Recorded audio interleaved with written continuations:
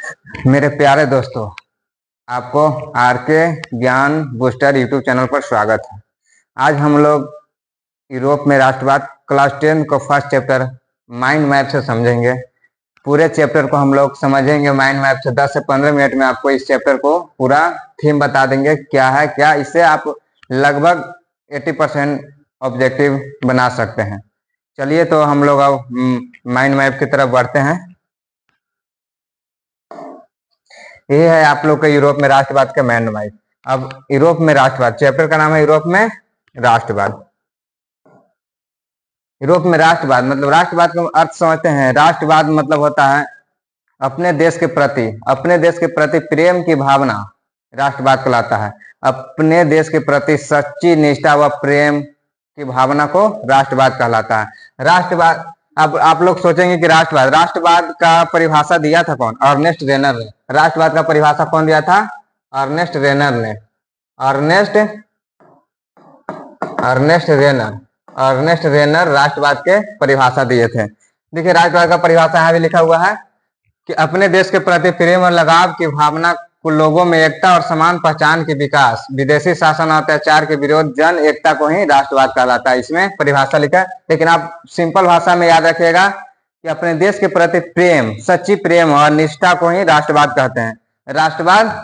राष्ट्रवाद की शुरुआत कब हुआ था?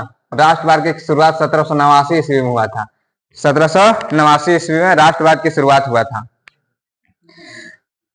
इस समय 1789 ईस्वी में इस समय राजा था लुई 16वां। कौन था? लुई 16वां। लुई 16वां जो निरंकुश शासक था, एकदम निरंकुश, अपने जनता को एक पैसा ही वैल्यू नहीं देता था। निरंकुश का मतलब ही होता है जिसको कोई अंकुश न लगाया जाए। जनता पर टैक्स बहुत ज्यादा लगाता था। इससे जनता परेशान हो चुका था। इस राजा से जनता परेशान हो चुका था। 1789 क्रांति इसलिए हुआ था क्योंकि लुई 16वां से जनता परेशान हो चुका था। जो लुई 16वां था ये बुर्बो वंश का था। कोई अगर पूछा कि लुई 16वां कौन सा वंश से आता था? बुर्बो वंश। बुर्बो वंश से लुई 16वां आता था। जब लुई 16वां से अत्याचार, इसमें एक हीरो का एंट्री हुआ जिसको हम नेपोलियन के नाम से जाना जाता है। Napoleon Bonaparte. नेपोलियन था जो सैनिक स्कूल से पढ़ाई कर रहा था, जो 1804 में जो 1793 में लुई 16वां को 1893 ईस्वी में लुई 16वां को हराया और इसका गिलोटिन पे लुई 16वां को गिलोटिन पे चढ़ा दिया, उन्हें फांसी दे दिया गया। नेपोलियन बोनापार्ट ही इसको हराया था। अब जब नेपोलियन हराया उसके बाद काया लोकतंत्र का स्थापना हो गया। कहाँ? फ्रांस में लोकतंत्र की स्थापना हुआ। नेपोलियन का शुरुआत हुआ 1804 से 15। 1804 में नेपोलियन संहिता लागू किया। नेपोलियन जो था 1804 में नेपोलियन संहिता लागू किया।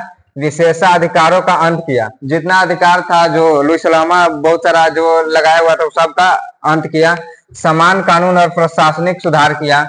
1815 में वाटरलू के युद्ध में पराजय। अब समझिए 1815 में वाटरलू का युद्ध में किसका? नेपोलियन का हार हुआ। वाटरलू के युद्ध में 4 देश मिलकर नेपोलियन को हराया। 4 देश मिलकर। इसको एक ट्रिक है, प्राग, PRAB। पी से होता है प्रसा, आर से रसिया, ए से ऑस्ट्रिया और बी से ब्रिटेन। इस 4 देश मिलकर नेपोलियन को हराया था। नेपोलियन का हराने का कारण था क्योंकि जो फ्रांस में था वो गणतंत्र की शुरुआत होने लगा तो अगल बगल का देश लगा कि ये यहाँ का तो अब लोकतंत्र के स्थापना होती। ये सारा देश मिल गया और नेपोलियन का हराने के लिए। ये जो प्राग है ठीक है, प्राग, 4 देश मिलकर इसे वाटरलू का युद्ध हुआ। कब? 1815 में। 1815 में वाटरलू का युद्ध हुआ और नेपोलियन की हार हुआ। नेपोलियन का हार हुआ और 1815 वाटरलू युद्ध में पराजय किसका हुआ? नेपोलियन के। सेंट हेलेना युद्ध में निर्वासन। और सेंट हेलेना में 1821 में नेपोलियन बोनापार्ट की मृत्यु हो गया। 1821 में नेपोलियन बोनापार्ट के। अब आ गया वियना कांग्रेस। 15 में मेटरनिक नाम के चांसलर, कौन चांसलर था जो वियना के शुरुआत किया, वियना कांग्रेस, वियना एक सम्मेलन था जिसमें 4 देश भाग लिया था, ये चारों देश भाग लिया था, प्रसा, रसिया, ऑस्ट्रिया और ब्रिटेन, ये 4 देश ने मिलकर भाग लिया था। जिसका जिसका चांसलर जो वियना का सम्मेलन कौन करवाया था, मेटरनिक ने करवाया था। ऑस्ट्रिया के चांसलर मेटरनिक की अध्यक्षता में यह हुआ था। नेपोलियन के सुधारों का समय जो ये 1815 में हुआ था, जो नेपोलियन जितना अपना लगाया था उस सब का अंत हो गया, अंत कर दिया। और कोची इसमें नेपोलियन बोनापार्ट जो जितना भी सहायता लगाया था उस सारा को अंत कर दिया गया। और इसमें अध्यक्षता किया मेटरनिक किया। इसमें राजा बना लुई 16वां, लुई 18वां बना, लुई 18वां भी जो शासक था, लुई 18वां जो शासक था वो भी था थोड़ा नेपोलियन जैसा ही था। वहां के फ्रांस के जनता को अधिकार दिया, बहुत सारा चीज किया। लुई 18वां भी नेपोलियन जैसा था, लेकिन लुई 18वां का मृत्यु हो गया 1824 में। 1824 में लुई, उसके बाद कौन राजा बना, इसके बाद राजा बना जिसका नाम था चार्ल्स दसम था। लुई 14वें के जैसा ही निरंकुश था। कैसा शासक था, निरंकुश शासक था। लुई 14वां के जैसा ही एकदम निरंकुश, वो भी एकदम लुई 14वां नहीं थे अपने जनता पे। चार्ल्स दसम का ही कथन था कि मैं अंग्रेजी शासन के जैसा शासन करने से अच्छा है कि मैं जंगल में लकड़ी काटना पसंद करूंगा। यह उसका कथन याद रखना, यह बहुत जरूरी है, एग्जाम तुम्हारा पूछता है।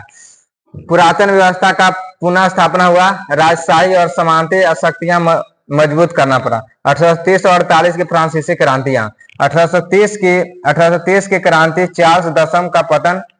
1830 में किसका, चार्ल्स दसम का पतन हो गया। फिर संवैधानिक की स्थापना हुआ, 1848 की क्रांति में लुई फिलिप और प्रधानमंत्री गीजो। 1848 में कौन, लुई फिलिप राजा बना और उसका प्रधानमंत्री गीजो भी था, बहुत ही प्रतिक्रियावादी था। गीजो ने खाली पूंजीपतियों वर्ग को खुश करना चाहता था, और जो निचला वर्ग था उसको हम वैसे ही छोड़ दिया, जैसे लुई 14वां लोग करते थे वैसे ही कर दिया। नीतियों का विरोध हुआ, लुई फिलिप का इंग्लैंड पलायन। यह जो लुई फिलिप था, यह जनता भुखमरी की स्थिति आ गया, जनता में भुखमरी की स्थिति आ गया, कोई इसका कानून नहीं था, कुछ नहीं था, इसलिए जो लुई फिलिप था इसको पलायन करना पड़ा, अपना देश छोड़कर भागना पड़ा। कहाँ भाग गया, इंग्लैंड। अगला चलते हैं इटली का एकीकरण। अब इटली का एकीकरण, 4 स्तंभ थे। मेजनी के बारे में आप लोग जानते होंगे। मेजनी विचारक क्रांतिकारी था। इटली के इसको मसीहा ही बोला जाता है, मेजनी को इटली के मसीहा। विक्टर इमैनुअल द्वितीय यह शासक था। जो विक्टर इमैनुअल द्वितीय था वो क्या था, राजा इटली के। काउंट काबूर कूटनीतिज्ञ। गैरिबाल्डी लाल कुर्ती सेना का नेतृत्व किया था। अब जानते हैं थोड़ा सा मेजनी के बारे में। कार्बोनारी, इसका एक संगठन का नाम जानता हो, कार्बोनारी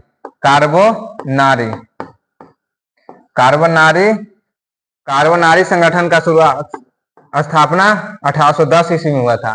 कार्बोनारी का स्थापना 1810 ईस्वी में हुआ था। यह एक यंग इटली और यंग युवा का स्थापना किया था। 1831 में किया था, 1834 ईस्वी में किया था। लाल कुर्ती का गैरिबाल्डी, इसको पेशे से नाविक बोला जाता है, गैरिबाल्डी को पेशे से नाविक बोला जाता है। ये थे 4 विचारक थे।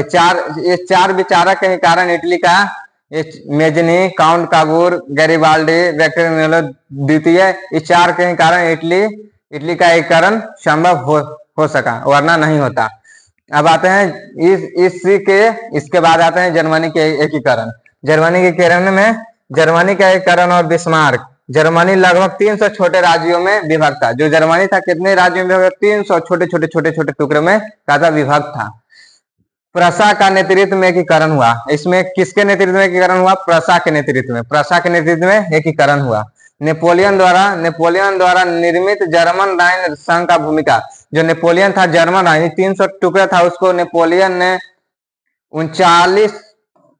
39 राज्यों में विभक्त कर दिया। जो 300 था उसको 39 राज्यों में बना दिया।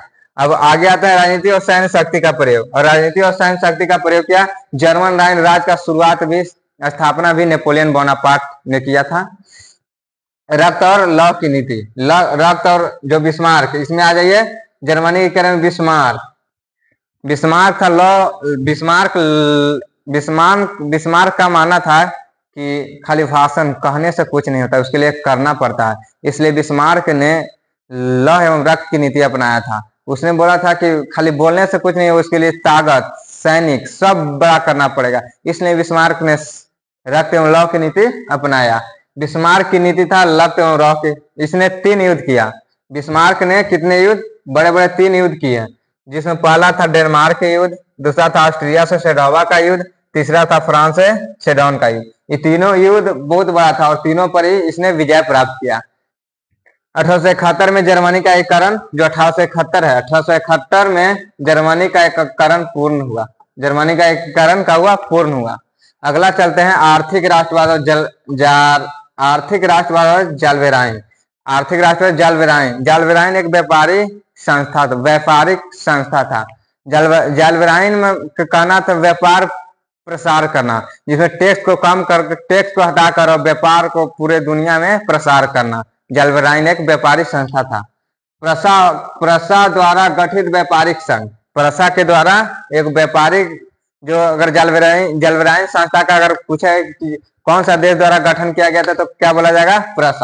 प्रसा। आंतरिक शुल्क समाप्त। जो जालवेराइन में जो टैक्स लगा था उसको समाप्त करना चाहता था। आर्थिक एकीकरण को बढ़ावा देना, और जो एकीकरण हो रहा है आर्थिक तौर पे उसको बढ़ावा देना। राष्ट्रवादी भावना का सुदृढ़ किया। जो राष्ट्रवादी भावना था उसको क्या किया? सुदृढ़। यूनान का स्वतंत्रता संग्राम।